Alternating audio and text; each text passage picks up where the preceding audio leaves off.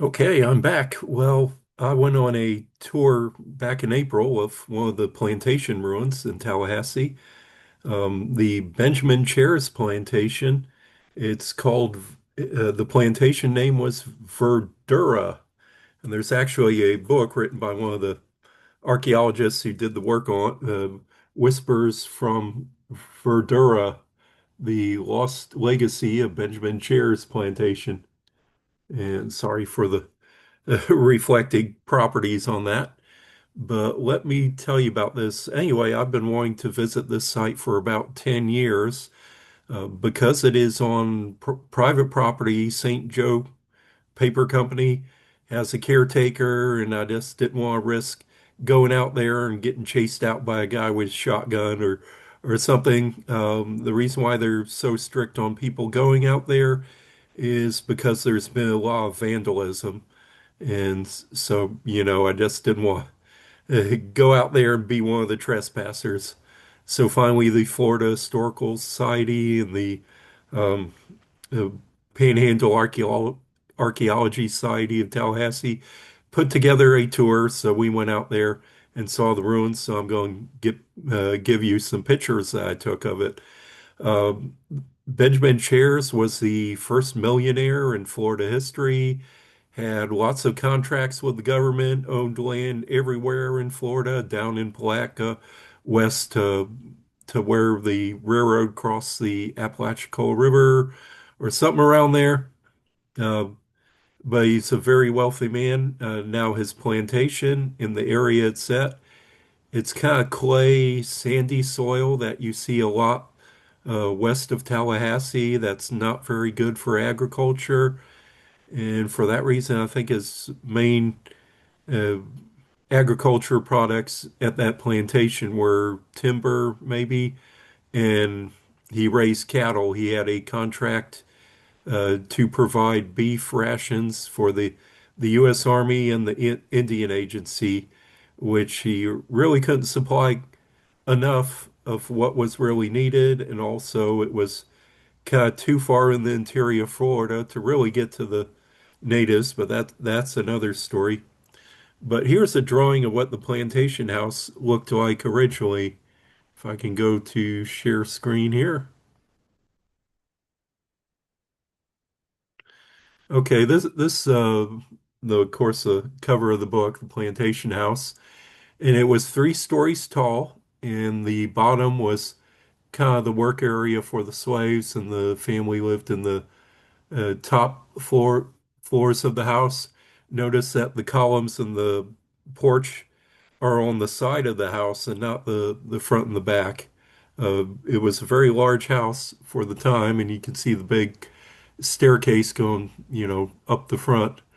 Um, but in it was built about 1832, and Benjamin Shares, he died about 1838.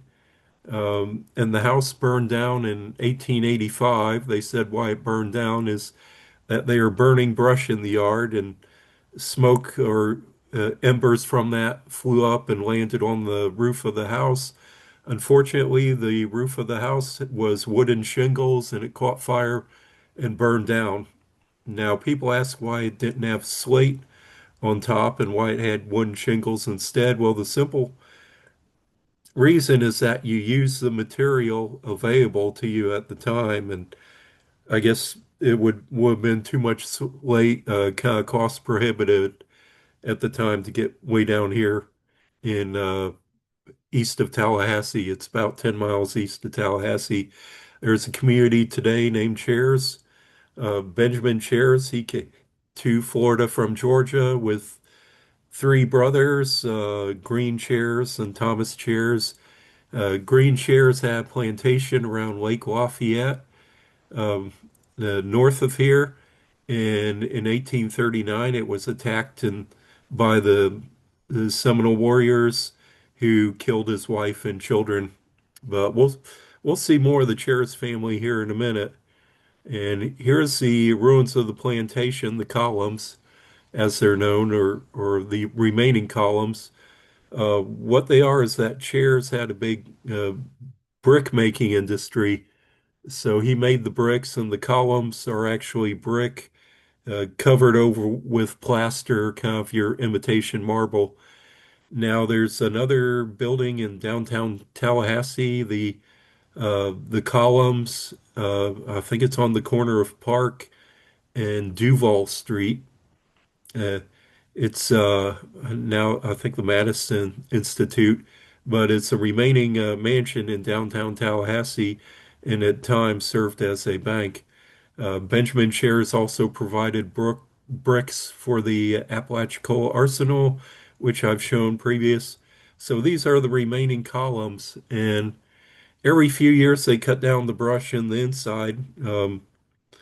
See how they kind of the property owner who we were talking with said they last, I think, cut it down 7 years ago. So this is all growth that's grown up in there since that time. And you can kind of see on the side of the columns, you'll see, where they have places for I guess the timbers, I guess, to fit in the side. This kind of the back of the columns. I was just walking around taking different pictures. And that's kind of all to see at this part. Not much archaeology work's been done besides the Cheers plantation. And really, it's just kind of inaccessible to get there. We had to go up these sandy roads, and one person got bottomed out and stuck. So uh, we're one thing I'm glad is that my car is four-wheel drive, so I wasn't worried about getting stuck. And these are the columns. Of course, you can see the brick exposed.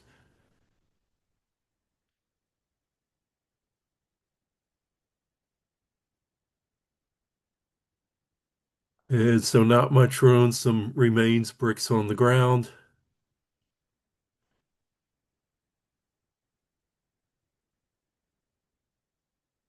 And there's some graffiti on that one. Jeb 2019. That's not Jeb Bush.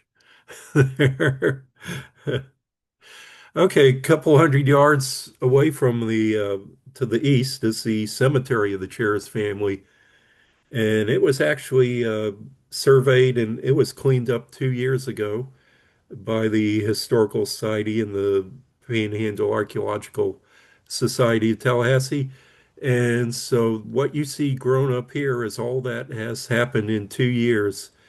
So, a lot of cemeteries, there's a lot of videos out about restoring and documenting cemeteries, which is really cool.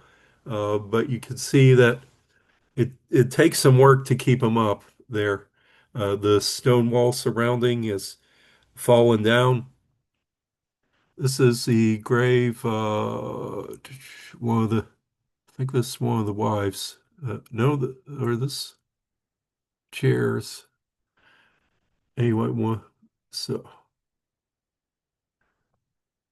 green chairs, that's his grave, the brother of Benjamin Chairs. Or I guess that's probably his nephew, maybe Green Chairs' son. And of course, that's the graveside of Benjamin Chairs with the urn on top.